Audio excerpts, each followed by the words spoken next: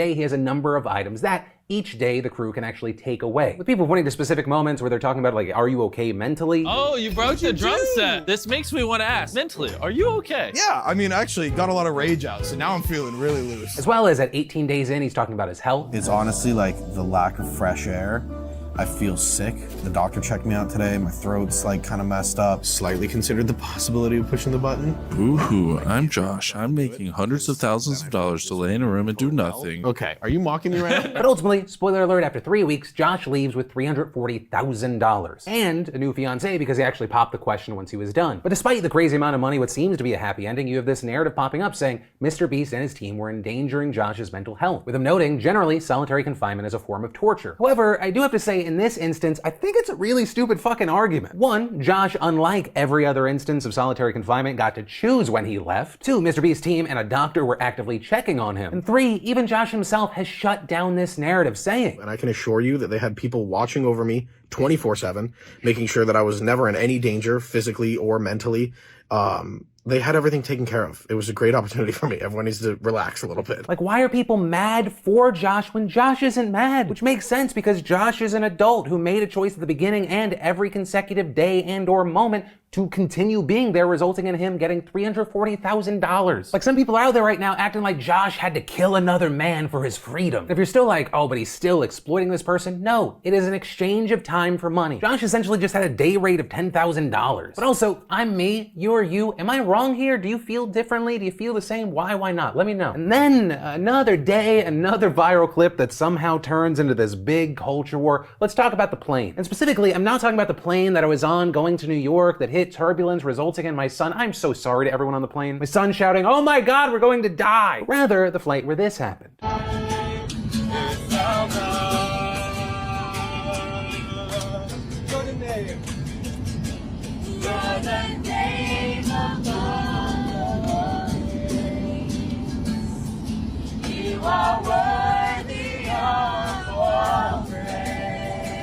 We got Christians playing a guitar and singing religious songs. You see some passengers sitting silently, others joining in, with that video caption, worshiping Jesus 30,000 feet in the air, going viral over the weekend, getting over 30 million views just on that one single upload alone. And the video ended up popping up in headlines all over the place, but not just because it happened, but rather the reaction. With one of the main responses people are aiming at being from Representative Ilhan Omar, which is just one of 3 Muslims in Congress, and she provoked a storm of controversy by tweeting out, I think my family and I should have a prayer session next time I'm on a plane. How do you think it'll end? But the implication clearly being if Muslims try to do the same thing, people would think maybe they're terrorists or at least be way less friendly about it. And while you had people supporting that kind of thinking, it also resulted in a torrent of backlash. With tweets like, I spent decades flying in the Middle East. This sort of impromptu singing would turn into arrests and imprisonment. I'll celebrate my freedoms here, you do you. As well as Ali Beth Stuckey writing, Ilhan Omar asked how people would react if her Muslim family sang their worship songs on a plane. I don't know, but it's gotta be better than the reaction to Christian worship in her home country of Somalia, where Christians are slaughtered for praying in public. Though that drew some responses noting that she's a Somali refugee, but mainly asking, what's your point? She represents Americans in the United States House of Representatives. How does any of this have to do with Somalia? Others also coming to Omar's defense saying she's not attacking Christians, she's just pointing out the hypocrisy. And then separate from the my religion, your religion fight that happened online, with others saying, you know, it's not even about religion. That people are just invading other people's space on a plane. Or people just trying to exist, watch a movie, listen to some music, and all of a sudden they're a part of this prayer group. But with all that said, I want to now pass the question off to you. What are your thoughts on this story? And I know there were a number of angles to it. Do you think the singing was appropriate? Do you think Omar's tweet was appropriate? What would you have thought if you were on that plane? Personally, I don't think I would mind. I was raised Catholic. I went to Catholic school. All those years trained me to just turn that into white noise. For me as a kid, I was like, okay, 10 commandments make sense. Everything else just excess, right? The rules, don't be a dick. I don't know, maybe I will. If you're a dick, fire, fine. But yeah.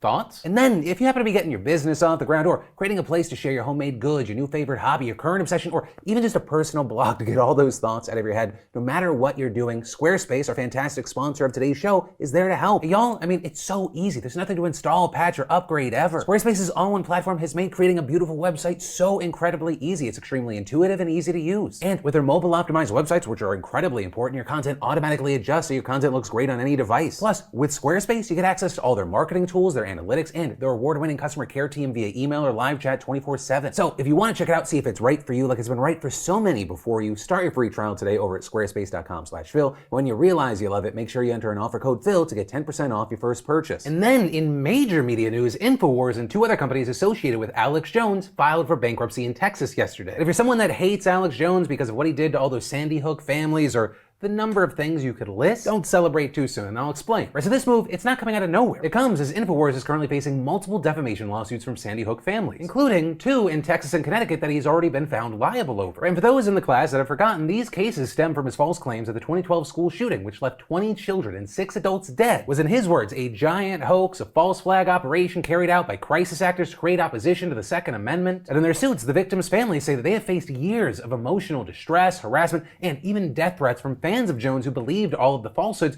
all while InfoWars profited off of lies about their loved ones' murders. Now, for his part, Jones did eventually admit in sworn deposition that he believes the shooting did in fact take place, though he disputed the claim that he profited from spreading lies about the attack, though notably he repeatedly failed to produce evidence on that front, which literally resulted in judges ruling against him by default in both the Texas and Connecticut cases. Jones has also failed to show up for key depositions and court dates, resulting in some very expensive fines. Meanwhile, court documents filed just today state that Jones and his company spent $10 million in legal costs in connection to the Sandy Hook lawsuits. And beyond that, the trials to determine how much he has to pay the families in the 2 defamation lawsuits haven't even happened yet, which is likely why we're seeing these bankruptcy filings, because in it, they say that there is a substantial likelihood that once damages are decided in the Texas case, the companies will have nothing to give Connecticut plaintiffs because of the limited cash on hand. Though whether there is limited cash or not, that is disputed, with the lawyers for the plaintiffs in the Texas case accusing Jones earlier this month of intentionally hiding assets, and claiming that he conspired to divert his assets to shell companies owned by insiders like his parents, his children, and himself to try to prevent collection efforts. And according to reports, and this is big, if the 3 companies are granted their request, civil litigation against them would be put on hold while they restructure their finances. But ultimately, as far as how this is going to play out, we're going to have to wait and see. And then, let's talk about today being America's favorite day,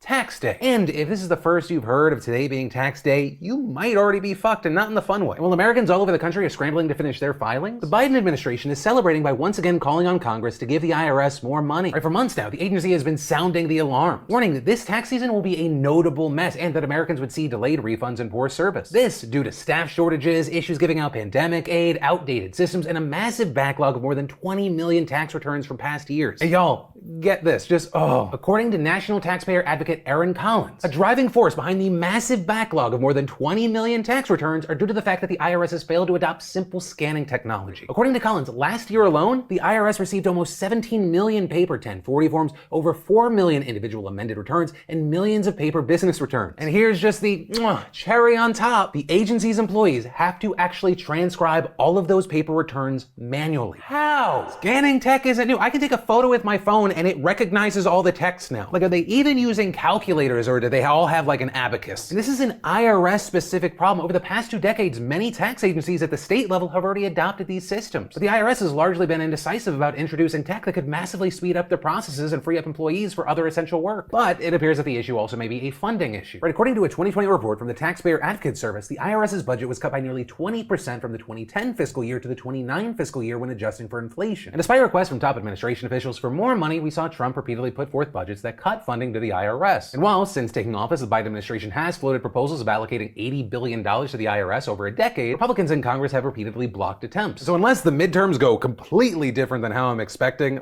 this isn't going to get fixed for 2 to 3 years, and still probably even longer. But also, I feel like this wouldn't be a problem if we didn't have a stupid fucking tax system. Right, before you take a step to file your taxes, the US government has a general idea of how much you owe. But thanks to a bunch of well-paid but scumbag lobbyists, things are a shit show. So you, or the people you pay money, have to go, okay, well, how much do we, let's do math and then send it to the government and be like, is this right? When, and I'm super dumbing this down, in other countries, the government goes, hey, we think this is what you owe, and then you either pay it or you go, I don't think the numbers are right, and then you dispute it. But the scumbags at Intuit and H&R Block keep it complicated. Why wouldn't they, in a stupid political system where you're like, oh, this is kind of fucked up. If I get these guys, I give them money, I donate money, I lobby, well, it's gonna inconvenience hundreds of millions of people, it puts money in my pocket that I can then give back to those politicians. But I guess the main point, everything is stupid, but you already know that. But ultimately, that is where that story and today's show ends. My name's Philip DeFranco, you've just been filled in. I love yo faces, and I'll see you tomorrow.